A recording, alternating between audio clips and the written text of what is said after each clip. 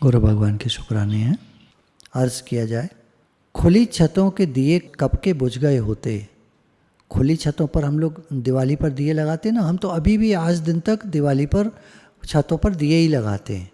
कहीं झालर है, एक सिंगल पीस लगा दिया, और नहीं तो दिए ही लगाते हैं आज दिन तक। जब से हम कोठी में थे पुरानी, वहाँ पर भी, और यहाँ पर आए तो यहाँ भी, तो छतों पर इधर उधर जहाँ भी लगाने होते हैं दिए ही लगाते हैं। क्योंकि अपना जो वास्तविक त्यौहार है, ओरिजिनल जो त्यौहार है, उसको मनाने का आनंद ही कुछ और है। नकली चीज़ें लगा दो, झालर वाला लटका दो, ठीक है, वो एक शोशा वाली चीज़ है, लेकिन जैसे कहते हैं ना, अपना दिलो जान से प्रेम से अगर कोई काम करता है तो उस काम की बात ही और होती है। तो खुली छतों के दिए कब के बुझ गए होते, खुली छतों के दिए कब के बुझ गए होते। कोई तो है जो इन हवाओं के पर्क उतार देता है, कोई तो है जिसके आगे है आदमी मजबूर। कोई तो है जो इन हवाओं के पर्क उतार देता है, हवाओं को थाम देता है, रोक देता है, धीमी कर देता है, धीरे कर देता है, और हमारे दिए जलते रहते हैं। कुछ दिए बुझ भी जाते हैं तो वो कोई बात नहीं, जीवन है, सुख दुख का मेला है, अप्स एंड डाउन्स हैं, तो ये दिखाते प्रतीक हैं। कुछ दिए पूरे जल जाते हैं, कुछ एक दो दिए भरे के भरे रह जाते हैं। तो ये समय समय की बात होती है, जीवन को सीखने का मौका मिलता है। जीवन में हर समय सुख के दिन नहीं होते, सुख दुख दोनों का मेला है। किन्हीं के जीवन में सुख ज़्यादा होते हैं, किन्हीं के जीवन में दुख ज़्यादा होते हैं। अब ये अपने अपने कर्मों की बात है। आज हम कर्मों की थ्योरी को लेंगे। ये जो हमारा 18वां अध्याय चल रहा है, 12वां श्लोक, इसमें भगवान ने कर्म संबंधी कुछ बातें कही हैं। हमें अपने कर्म अच्छे रखने चाहिए। आगे तो देखिए विधि का विधान है, 5 बातें आगे आएंगी जिनके अनुसार हमारा जीवन चलता है। कोई एक ही बात नहीं है। एक हमारा कर्म ऐसा है वैसा है, जैसे हम भी लेते हैं पॉजिटिव थिंकिंग में, डू योर बेस्ट कहते हैं, आई एम द बेस्ट, ये सब कहते हैं। लेकिन 5 हेतु होते हैं किसी कर्म के बनने में, किसी फल के निकलने में, जीवन के चलने में। 5 चीज़ें मेन होती हैं। वो अगली बार आ जाएगा श्लोक। इस बार का जो श्लोक है, कर्म फल का त्याग न करने वाले मनुष्यों के कर्मों का तो अच्छा बुरा और मिला हुआ ऐसा 3 प्रकार का फल मरने के पश्चात अवश्य होता है, इस जीवन में भी होता है। किंतु कर्म फल का त्याग कर देने वाले मनुष्यों के कर्मों का फल किसी काल में भी नहीं होता। मान लीजिए मैं ऐसा मानता हूँ कि भगवान मैं आपका हूँ, आप मेरे हैं, मैं भगवान का अंश हूँ, भगवान का बेटा हूँ, जैसे भी हमारा भाव है कहने का, और मैं, ये दुनिया भगवान की है, घर भगवान का, सब कुछ भगवान का, मैं भगवान का, भगवान की सेवा करता हूँ, और मुझे इस सेवा के बदले में कोई फल नहीं चाहिए। किसी की हेल्प हो जाए, कुछ हम कर सकें, किसी की काम जो आए, उसे इंसान कहते हैं। अब ये जो अभी श्लोक पढ़ा, तो कर्मयोगी का यह भाव रहता है कि अपना कुछ नहीं है, इस संसार में मेरा कुछ नहीं है, अपने लिए कुछ नहीं है, अपने लिए कुछ नहीं चाहिए।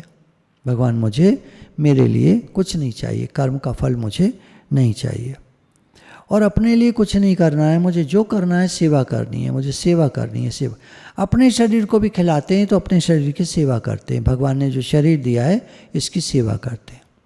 इसको सुलाते हैं तो ये भी सेवा है। भगवान जी ने जो शरीर दिया है इसकी सेवा हो रही है, सो रहे हैं। कोई भी काम करते हैं तो भगवान सेवा हो रही है। आपका संसार है, आपकी सेवा हो रही है। तो हर सोच उसकी डिफरेंट होती है। आपके लिए करते हैं, खिलाते हैं तो आपके लिए खिलाते हैं, नहलाते हैं तो आपके लिए नहलाते हैं, कोई काम करते हैं तो सेवा करते हैं, भोजन कराते हैं तो भूख मिटाने के लिए शरीर की सेवा करते हैं। कुछ भी है, भगवान आपकी सेवा हो रही है। अब देखिए, कुछ एक अगर बेस में हम जाएं, कहाँ से शुरू होती है कहानी इस संसार की, तो ये संसार का जो निर्माण हुआ है, प्रकृति और पुरुष 2 चीज़ों से हुआ है। प्रकृति ये नेचर, 5 तत्व से निर्मित ये प्रकृति, जिसमें शरीर भी आता है, शरीर भी नेचर का ही पार्ट है, और पुरुष परमात्मा भगवान का अंश प्रवेश किया शरीर में, और ये शरीर चलने फिरने लगा, और हम मैं करते हैं, जबकि हम भगवान का अंश हैं, और ये शरीर हमको मिला हुआ है, और एक दिन ये छूट जाएगा और हम इसमें से निकल करके परमात्मा से मिलकर एक हो जाएंगे। तो हम आत्मा हैं, शरीर नहीं। ये बेसिक बात है। तो ये 2 चीज़ों से मिलकर बना, आत्मा और शरीर से मिलकर हम बने। ठीक है। अब जो भी प्रकृति में चेंजेस होते हैं, जो भी कुछ चेंजेस होते हैं, जैसे हमने हाथ हिलाया, तो ये कर्म हुआ, हाथ हिलाना रूप कर्म हुआ। अब हम कोई काम करेंगे, कुछ बना रहे हैं, तो वो एक कर्म हुआ। तो प्रकृति और पुरुष दो से मिलकर के कर्म हो रहा है। पुरुष परमात्मा शक्ति मात्र हैं, वो कुछ नहीं करते हैं। इटसेल्फ जो परमात्मा है वो कुछ नहीं करते, वो अंश रूप से जो हमारे अंदर वो शक्ति है। शक्ति, जब शरीर में शक्ति होती है तो काम कर पाता है, और शक्ति नहीं होती तो पड़ा रहता है, आप जानते ही हैं। अब होता क्या है कि हम हैं तो परमात्मा के अंश, संबंध जोड़ लेते हैं शरीर से और कहने लगते हैं मैं शरीर हूँ। हम भगवान के अंश हैं, कहने लगते हैं मैं शरीर हूँ। फिर जो कर्म हम करते हैं, जो भी, तो मैंने किया ऐसे करते रहते हैं, तो हर कर्म का फल निकलता है। कर्म के फल निकलने में बेस क्या रहता है? कामना, ममता और तदात्म। तदात्म अपने को शरीर मानना, शरीर से एकता कर लेना, ये हुआ तदात्म। फिर इच्छा होती है मैं कुछ करूं, किसके लिए करूं? ममता होती है मेरे वालों के लिए, मेरा शरीर, इससे भी होती है ममता, अपने वालों से भी होती है ममता। तो ये सब, इससे कर्म, जो कुछ क्रिया होगी वो सब कर्म कहलाएगी, उसका फल निकलेगा। लेकिन ये तदात्म यदि हम तोड़ दें, कहें कि मैं आत्मा हूँ, ये शरीर है, शरीर अपनी सेवा करता है, क्रिया करता है, शरीर से सब क्रियाएं होती हैं, सेवा होती है, ये दिन रात सबकी सेवा में तत्पर है, और इसको बदले में कुछ नहीं चाहिए। मुझे कर्म के बदले में जो शरीर क्रिया करता है, मेरा शरीर जो भी क्रिया करता है, इसके बदले में मुझे कुछ नहीं चाहिए। मेरा शरीर कहते ही तदात्म टूट गया। अब ये शरीर, मैं अलग हो गया, शरीर अलग हो गया। अब मेरा शरीर जो कह रहे हैं, इसको भी नहीं, ये शरीर, मैं अलग, मैं परमात्मा का अंश, मैं आत्मा, मैं भगवान का, और शरीर क्रिया करता है, सेवा करता है। ये कहने में आती हैं बातें ना, समझने की, ये विवेक जागृत करना कहते हैं इसको, बात को समझना। आप प्रैक्टिकल में नहीं ला सकते इसको 100%, पर काफ़ी कुछ अंदर के विचार हम चेंजेस कर सकते हैं, अंदर के विचारों का चेंज कर सकते हैं। बाहर प्रैक्टिकल में इसको शो नहीं कर पाएंगे हम, बाहर तो वैसे ही दिखेगा जैसे दिख रहा है। अब कर्म 3 तरह के होते हैं, प्रारब्ध, संचित और क्रियमान। क्रियमान कर्म वो हैं जो इस समय हम कर रहे हैं, वो सारे क्रियमान कर्म हैं। फल की इच्छा होगी तो खाते में चले जाएंगे, संचित कर्मों में इकट्ठे होते जाएंगे। संचित कर्म जैसे ढेर के ढेर लगे हुए हैं कर्मों के, जन्मों जन्मों पता नहीं कितने कर्म हमने मैं करता हूँ करके किए हैं, वो सारे ढेर बन गए। उनमें से कुछ निकालकर इस जन्म के लिए गठरी बांध कर दे दी जाती है कि लाओ तुम चलो, अब इस जन्म में इन कर्मों को भोगो। कुछ अच्छे कुछ बुरे मिले जुले कर्म होते हैं, कभी सुख कभी दुख जीवन में आते हैं। इसको प्रारब्ध कहते हैं। जो एक गठरी सी मिल गई जन्म के लिए, अब हमको सुख दुख, लाभ हानि, जीवन मरण, मान अपमान सब भोगना पड़ता है इस जन्म में। ये सब संचित कर्म में से निकाल करके प्रारब्ध हमको पकड़ा दी गई। अब हम जो इस समय कर्म कर रहे हैं, इनमें भी 2 प्रकार के होते हैं, शुभ और अशुभ, अच्छे कर्म बुरे कर्म, या मिले जुले कर्म। इनमें कामना, क्रोध, लोभ, आसक्ति आदि को लेकर जो कर्म किए जाते हैं वो अशुभ कर्म बन जाते हैं। कामना होती है, क्रोध होता है, लोभ होता है, मोह होता है, इनको लेकर जब करते हैं तो अशुभ कर्म हो जाते हैं। और जब एक अच्छा भाव होता है, भगवान के लिए कर रहा हूँ, तो वो कर्म शुभ हो जाते हैं। भगवान के लिए जो भी हम करेंगे वो सेवा ही करेंगे, उसमें बुरा काम तो होगा ही नहीं।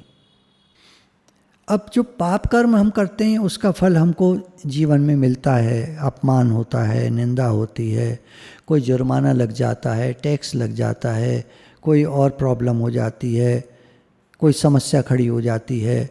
तो उनका वो जो फल हम भोग रहे हैं, उसमें कुछ लोग क्या करते हैं, अकल लगाकर उपाय करके, जैसे मान लीजिए कोई तकलीफ़ आनी है, कोई प्रॉब्लम आ गई, उस प्रॉब्लम को शॉर्टकट मार देते हैं, कुछ पैसा वैसा खिला करके वो प्रॉब्लम को हटा देते हैं।